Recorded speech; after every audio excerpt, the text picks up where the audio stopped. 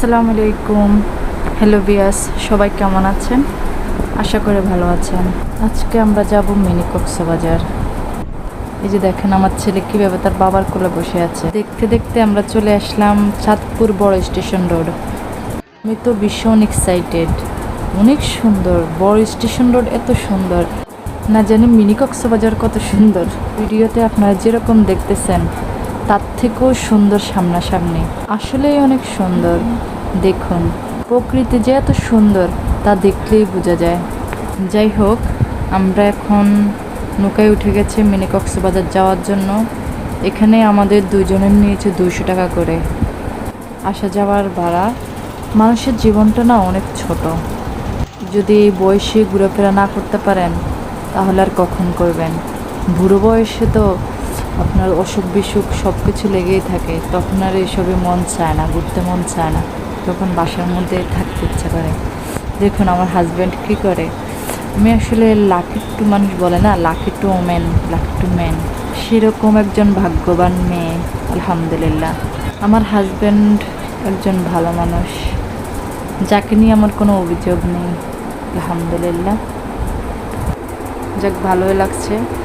আমার হাজব্যান্ডের সাগর পাড়ে আসলে যে গানটা সবার আগে মনে পড়ে, এই সাগর পাড়ে আইসায়া মাথা মাথা মাথা লাগে এই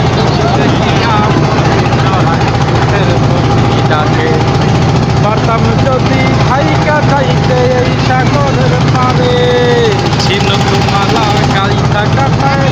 কেমন হয়েছে সবাই কমেন্ট করে জানাবেন। অনেক বাতাস, ভালো লাগতেছে।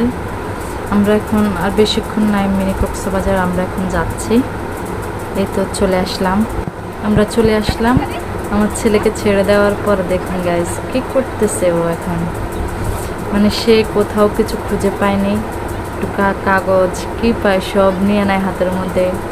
ও ভীষণ এক্সাইটেড, খুবই খুশি। তার বাবা এখান দিয়ে কী করতেছে দেখুন, ছোট মানুষের মতো। তার নাকি সাগর পাড়ে আসলে এটা করতেই হবে। এখন তার ছেলে তার কাছে গেছে, সে ভেঙেই ফেলতেছে। কি করবে ছোট মানুষ। এখন আমিও একটু দিতেছি।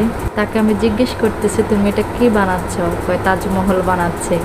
আমি কি তাজমহল তুমি কার জন্য বানিয়েছো?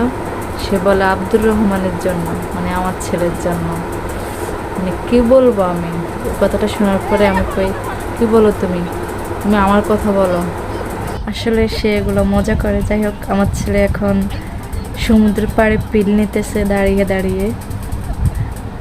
এই যে দেখুন কিভাবে পিল নিতেছে মা।